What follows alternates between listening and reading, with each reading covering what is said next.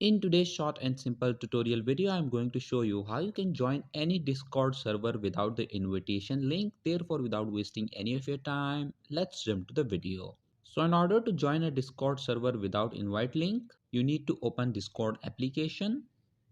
At the top left corner of your screens, you will see this plus icon. So click on it. Then click on this join a server option.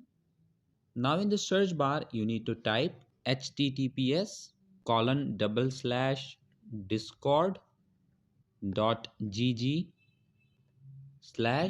and now you need to enter the name of the server that you want to join. Once you have done that, click on this join server option.